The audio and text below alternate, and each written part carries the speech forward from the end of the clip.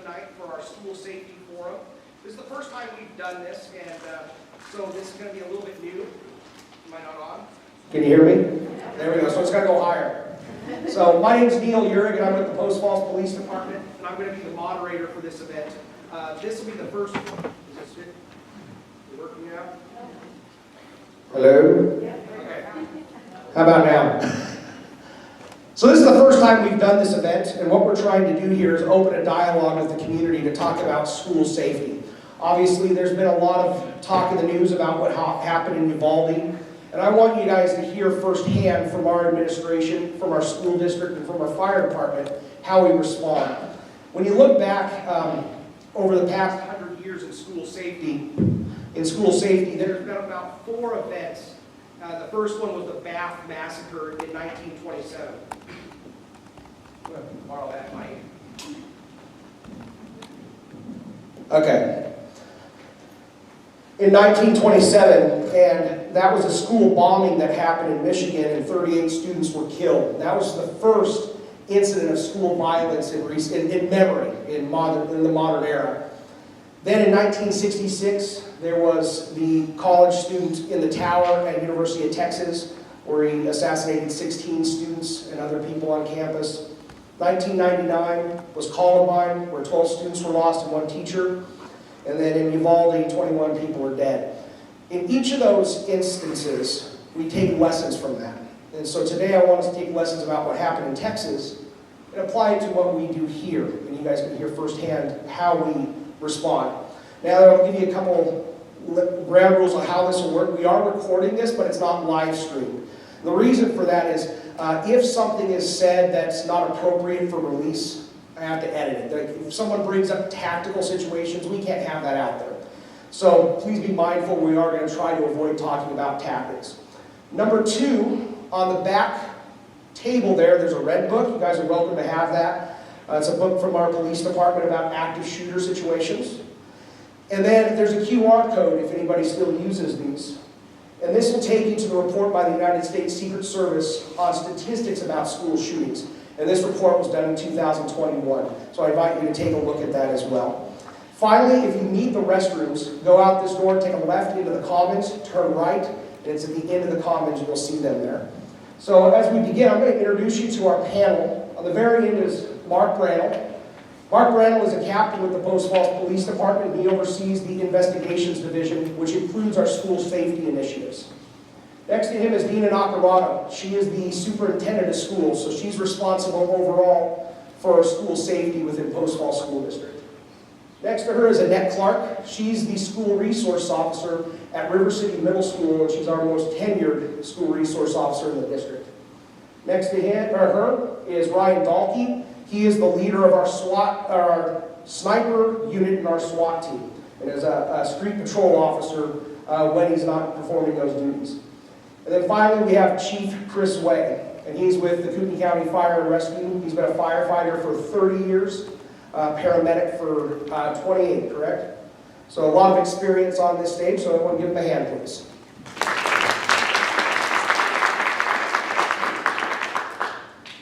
So the first question is going to be directed at Mark Brannell and Annette Clark. The Post Falls School District has school resource officers from the police department. What is their roles in schools, and how do they ensure campus safety? Hi there. So talking about school resource officers, their main goal is to provide safety and security for the schools through their presence at the schools with our patrol cars usually parked out front. That's their primary reason for being at the schools. The secondary, which is also very important, is to be that liaison between the police department and our youth, to build those relationships that become very valuable to us, to learn about our youth, mentor them, try to de-escalate some situations. And then they're all juvenile detectives, and so they do investigate all juvenile crimes, either if the juveniles are victims or suspects in those crimes. But they work very closely with the schools. They work in planning for events, planning for emergencies, looking at school safety, school security, and helping to assist in the schools for those situations.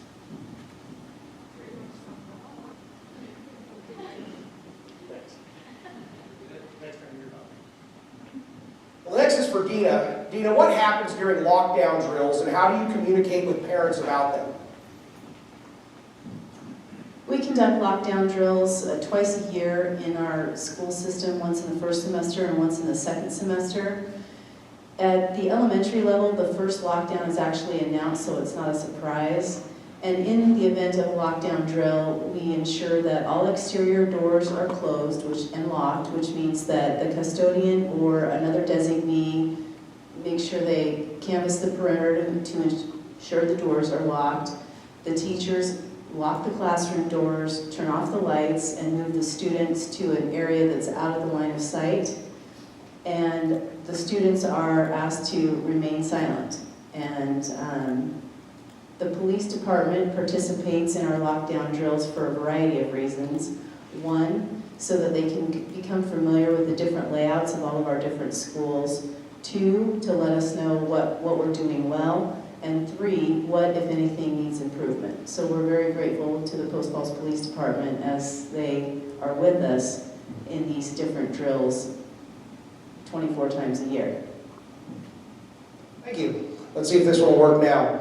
Next question will be for Annette. Have you seen an increase in school safety issues, Annette, from social media and cell phones in schools? And how are you addressing those?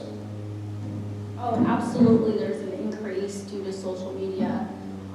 We can't even keep up with all the new social media applications that are out there. So that's typically how students, I'm at the middle school, so at River City Middle School, but typically most of the district students now from 5th grade on have cell phones. And so that's their primary means of communication. And so we're seeing a lot of back and forth communication between students through different type of applications, and therefore it does make our job a little more difficult, as sometimes we're investigating threats over social media applications, and it's really hard to investigate those crimes. Really, I try my best. We all try our best to investigate those. Again, typically they're tough. Most of the time I reach out to the parents firsthand because they are the ones that help us out the most when it comes to crimes on social media applications. And most of the time they are unaware of what is actually being passed, what kind of communication their children are presenting on cell phones. Thank you. The next question will be for Dina, and also I think Mark Brandel will have some thoughts on this as well. Where does money come from to pay for school safety initiatives? The state provides each school district money through safe and drug-free school grants each year, and that number is based on the population in your school district. So in the Post Falls School District, we receive approximately $72,000 from the state. There's another small portion that is provided by the federal government through Title IV. It's about $50,000. So when you consider $122,000 going toward school safety, it really does not begin to cover the needs in the school district.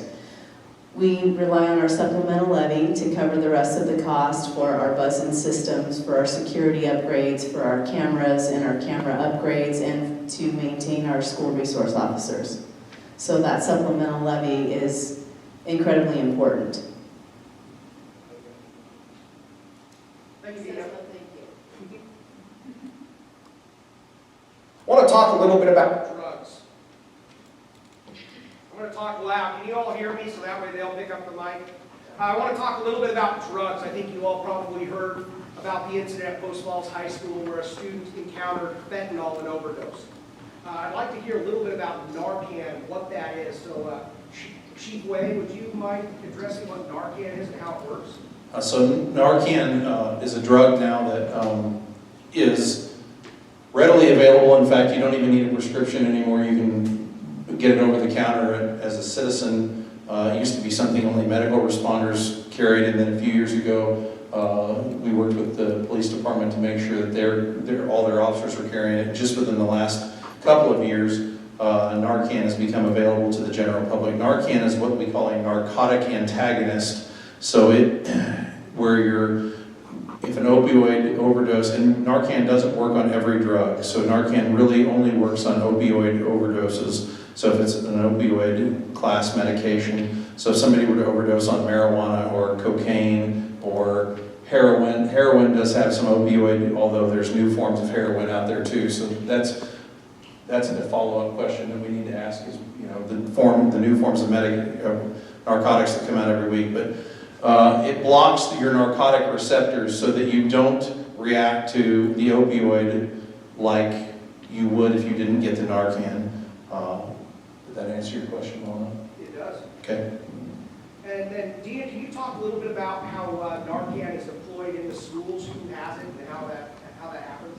Our school resource officers all have Narcan, and we have Narcan available at our secondary schools.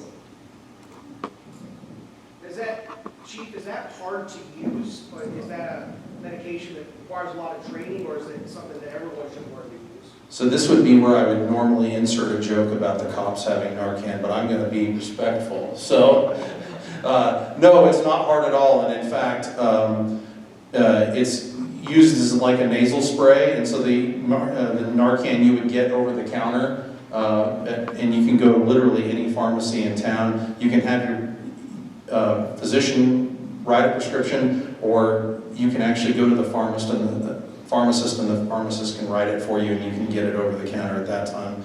But it's not hard to use at all, and you simply take the bottle and it's a spray bottle that looks like nose spray. It looks like Afrin nose spray or any steroid nose spray. You simply take the pin out, or the little cap, the protective cap, and you squirt it in the nose. And I think the important thing to know about Narcan is you cannot hurt somebody by giving them Narcan.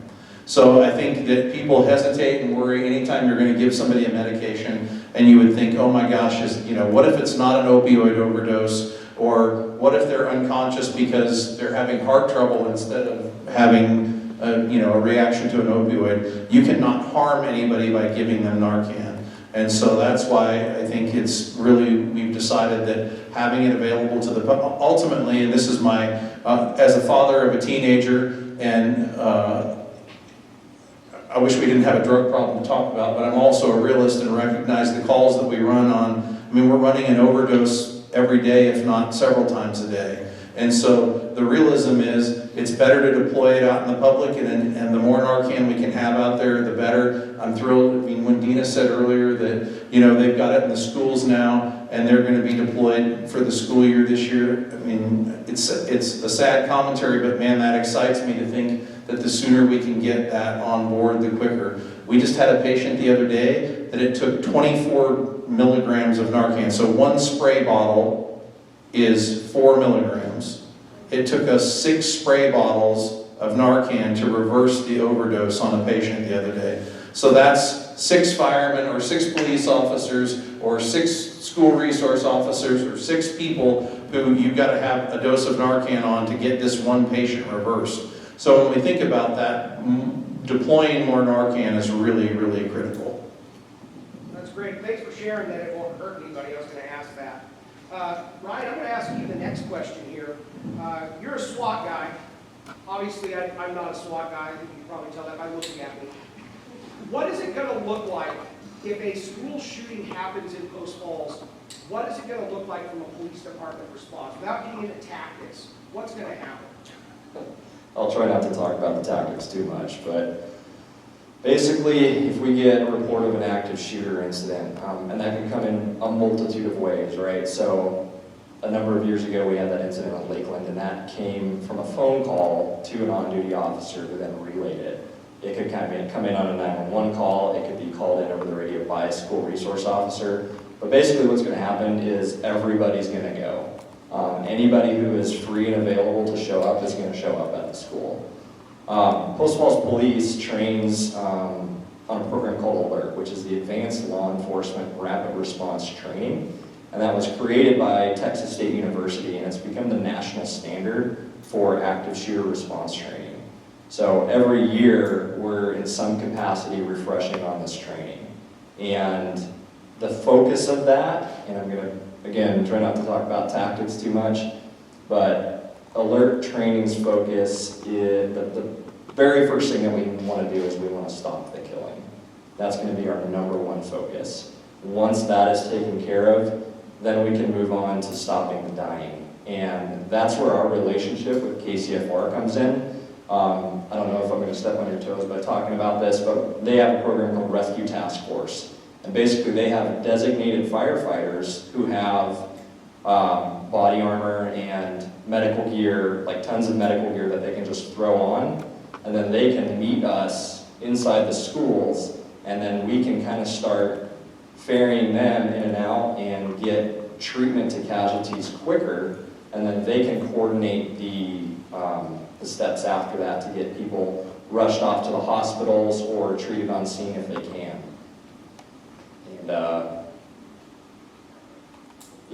And we, the police department and KCFR trains together, we train with the schools, we train inside the schools. That way we already have an understanding of the layout of the schools and we're more prepared. Thank you. I was going to ask about that. Obviously, from what I've read, and obviously I know a little bit more than this, and I'm trying to play the part here, but when Columbine happened, officers kind of staged and didn't go in. Is that what happens, or is it like if just one officer's here, are they going to wait for backup, or what's that going to look like? Yeah, so that's a thing of the past. And that's a really unfortunate thing that happened for a while. That was kind of basically a standard operating procedure. It was like patrol gets there and then you call SWAT and you wait for SWAT to show up and then SWAT takes care of it. That's not the case anymore. Every single patrol officer knows that if there is an active shooter, it's their responsibility to stop that shooter. So the very first officer on scene is going to be making entry, and again, this might be talking about tactics a little bit, but we go off of something called driving intelligence. So if there's screams, there's the sounds of gunfire, or there's someone on the phone saying, hey, he's in this room, that's where we're going, right? And we're getting there as quickly as we can to make sure that we stop the threat as quickly as we can. If there's a lack of driving intelligence, so there's no gunshots, nobody knows where the shooter is, then we might slow things down a little bit. Thank you. Now let's talk about if it's not an active shooter and you get a threat over social media that someone is going to attack the school. Mark, can you talk a little bit about what an investigation like that would involve? Sure. So if we were to receive a threat of possibly an active shooter or some kind of event at the school, that's obviously #1 priority is to identify where that threat came from, who made that threat, find that person, and start that investigation. The school is almost immediately notified, school district's almost immediately notified of the situation. And so we find whoever's making that threat and make sure that that whatever threat that they made cannot happen. So either, depending on what the threat is, if it's a chargeable offense, then possibly they end up in jail, or they just would be told not to go to school, that you're not allowed in school, and we have extra resources in case they did show up at school. So I'm assuming if we find a student like that, there's going to be some sort of threat assessment done. Can you talk about that? Sure. So when we have a situation where a student has made a threat against another student, we obviously do perform a threat assessment with our school psychologist. The student is not allowed to come to school until the threat assessment is complete. Oftentimes we ask the police department to do a safety check at the home to ensure that there's no ability for the student to get weapons. And once the threat assessment is complete, then we determine what the next steps are, whether the student is allowed back into school, whether or not we need to provide additional counseling. A lot of times the parents are involved with us in trying to help us to determine best placement for the student moving forward. So it's actually a fairly lengthy process when the threat assessment is ordered. And I'm assuming through a threat assessment, a kid that's needing services, that helps them get into those services. Correct. Correct. I'm going to talk with Chris here for a second. Brian had mentioned this rescue task force model. Can you just talk about what that is? I know you said you guys should integrate with the police department, but what, tell us more. So there's a few comments here. First of all, I would like to compliment the police department. I can tell you, as a community, you should feel like there is no better relationship in the area than what we have between our police department and our fire department. We work together, we eat together, we train together, and it's all because of events like, I mean, we don't want the first time we all get together to be in front of the high school in the midst of a crisis, or middle school or whatever. So I think you should all feel very good about the fact that we go to great lengths to spend time with each other and make sure that we're ready for that. So as Ryan mentioned, the Rescue Task Force concept, and we did initially, when we first started it, I mean, it was limited funding and we didn't have as much interest, or I wouldn't say interest, but we didn't have the ability to train everybody. Now, everybody is trained to the Rescue Task Force concept, and every engine, ladder truck, rescue truck, ambulance, battalion chief rig, every vehicle has Rescue Task Force equipment on it. So and if you would have asked me 30 years ago if I was ever going to have to buy body armor and tactical helmets for firefighters, I would have told you were crazy, but that's where we are at this point in our lives. And we've done that. Coeur d'Alene Fire has done that. Northern Lakes Fire has done that, and Spokane Valley Fire has done that with all of our engines. So the idea being, much like you said, if we get notified of an active shooter event, it doesn't matter whether it's a school or at the mall or whether it's at the movie theater next weekend, we've adopted the same concept. And that is, we are going to dump an incredible amount of resources just like they are. We're going to free up our ambulances to leave and be ready out in the parking lot to take victims to the hospital, and we are going to follow them. We're going to coordinate. Our incident commander and their incident commander are going to marry up and sit together, and we're going to follow them in. So we've got teams of 3 people going in right behind the officers with an officer. We're going into the warm zone because we have safe gear, and basically we're going in to stop bleeding, assess patients, get a patient count, and get victims out of get out of the warm zone as quickly as possible. So all of our people have now gone through RTF, or Rescue Task Force training. So every member of our department is trained in how to actively enter that hostile situation, and we are not armed. That's their job, but that's why we work so closely, because while we have an officer right in front of us, our 3 people are going in, we're triaging, we're putting tourniquets on, so we have tourniquets, bleeding control supplies, chest seals, things like that, so that we can immediately treat those people and evacuate them out and get them to the hospital. Thanks, Chief. Ryan, this question is going to be for you. The U.S. Department of Homeland Security has promoted a program called Run, Hide, Fight. In fact, the red book in the back talks a lot about that. Can you tell us what that is? So Run, Hide, Fight is kind of I shouldn't say an expectation, but maybe it should be an expectation that's put on the victims of an active shooter incident, right? So the first thing that you should try and do if you can is run, right? Get distance from whatever's going on. If you can't run away, then you need to try and hide. Studies have shown that when classrooms are darked out and they're inaccessible, the shooter tends to move on and try and find people who are more obvious. So hiding is a good option. If those 2 are expended, then the last thing is fight. So if you imagine a classroom full of students and someone walks in there with the intent to do harm, if every single one of those students rush to this person at the same time, the casualties are going to be a lot fewer than if everybody just tried to hide still. So that's kind of the concept that we're trying to enforce. Great, so it's something that everyone can do in their workplace, not Yes. just in schools. Yes, that's correct. I'm just using schools for the obvious example. But. Great, thank you. Dina, this is a question for you. Obviously, if something happens at a school, and I'm not just talking about an active shooter, but any sort of scenario where parents need to know about it, how are you going to communicate with the parents? We communicate using Skylar text message. It's part of our student management system, and we post everything on the main page of our web page. So that will be continually updated. Wonderful. So you'll be able to get stuff on your phone, and so you're actively, that's a lot better than when I was a kid where the principal would call my The key to getting it on your phone immediately is making sure you're signed up. And we remind parents of that every year, and then we communicate using Skylert for drills and those kinds of things. So if parents are not getting them, we encourage them to call the district office so we can investigate. Do we have the wrong cell phone number? We want to make sure that we have everybody's updated contact information. That's absolutely critical. I think I got an email just recently that now's the time that the district's doing that. Correct. You just log into your account and you can update it yourself. So check your email. If you don't have it, get a hold of the district office so you can get on that list so you can be able to get communication.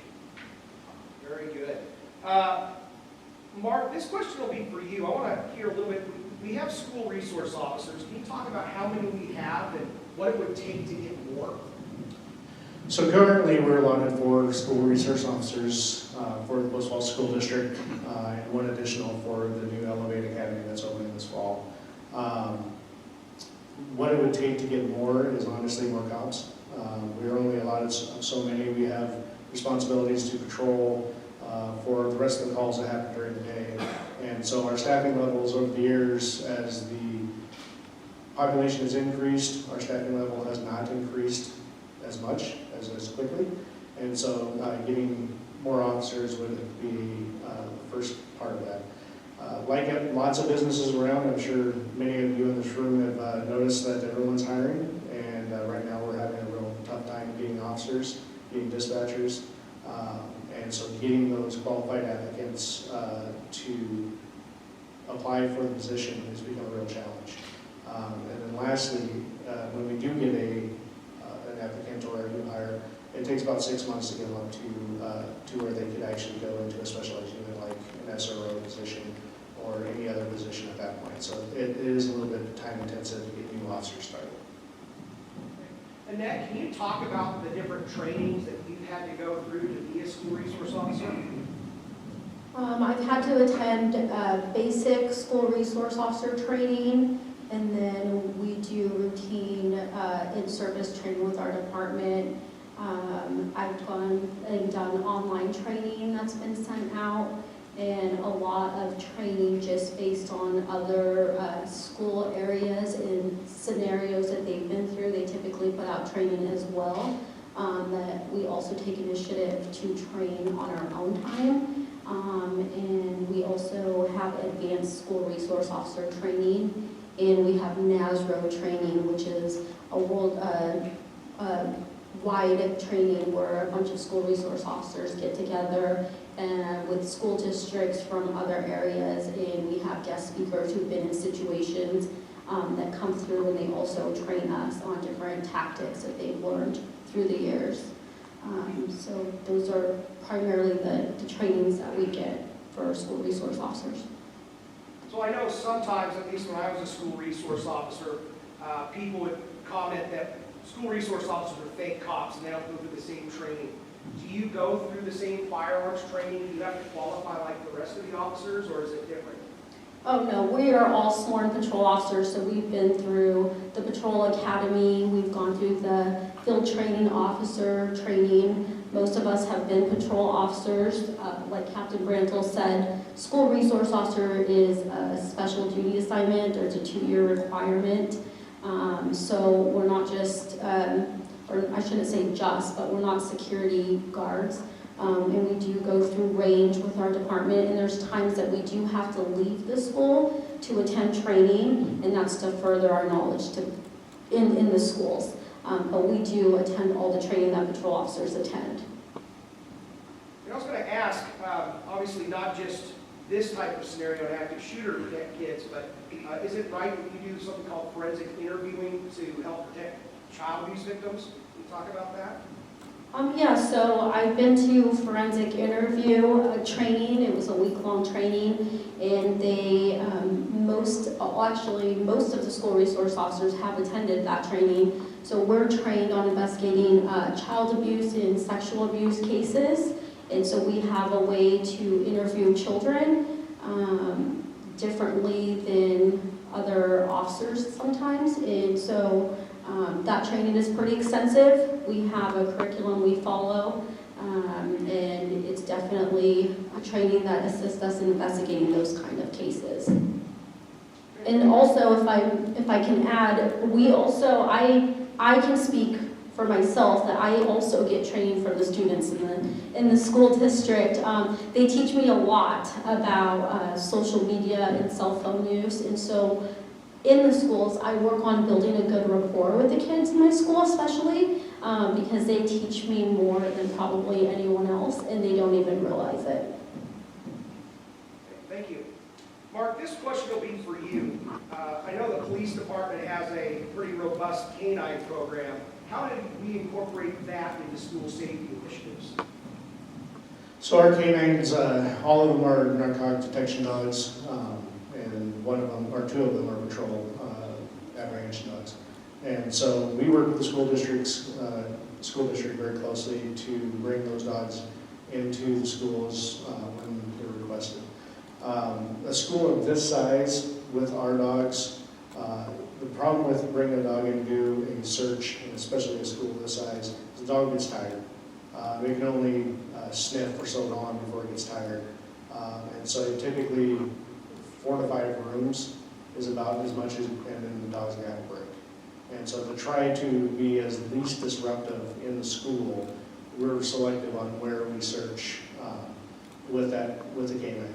And so typically lockers, if they have lockers, last couple of years they haven't had lockers. And then whatever classrooms that we're requesting to search. So, do you send the dogs to sniff kids? Absolutely not. Okay. However, our last search, I do have a daughter in high school here who is very jealous of the fact that some of the kids who were out in the common area got to pet the dog, and she didn't. And so we do have some, our narcotics dog, Donna, is a very, very friendly dog and loves everyone. And so we do take the opportunity to introduce her to the students and kind of break down that barrier a little bit. If there's a threat of a bomb in the school, do we have any resources for that? Yes. There's at least 2 bomb dogs I know of in the area. Very good. Thank you. And then the last question I'm going to ask I'll ask this question, then we'll open it up for questions from the audience. This question is going to be kind of heated, and so I want everyone to kind of just allow us to answer the question, and we'll open it up for anyone to talk about. Dina, can you talk about why teachers don't carry firearms? Idaho code states that a school board must act in order for teachers to carry firearms. And at this moment in time, our board has chosen not to act. And that makes it against the law for our teachers to carry firearms. I think the bigger concern for us as a school district is that teachers are not trained to use firearms the same way a police officer is, nor are teachers afforded the same protections that police officers are if they had to use lethal force. So that is why we don't have armed teachers in our building. Mark, can you talk a little bit about why as a police department we promote that? We don't want teachers armed? So the NASRO training that Officer Clark talked about, which is the National Association of School Resource Officers, their recommendation is not to have teachers armed in schools. The teacher's job is to teach, to take care of the students, and putting a firearm into that situation can hinder what their main responsibility is to take care of the children. That coupled with the fact that the training that would be required, that should be required to be safely handling a firearm around that many people, you're going to take away from school teaching, training your teachers to do firearms training. So it's a lot of training that goes into being proficient, and so that's for those reasons. That is why the recommendation is that teachers do not carry firearms. Ryan, obviously from a SWAT perspective, you're trained to go into these situations. If you encounter a teacher with a firearm, what's that going to look like for you folks? So the problem for us is going to be identification. Obviously, as police officers, we all wear uniforms. We know what each other looks like. The problem if a teacher is armed, we may not know who they are. We don't know all the teachers. And if we see someone with a gun, and if they happen to be shooting that gun especially, we have to make a split-second decision on whether we're going to shoot that person or not. In the moment,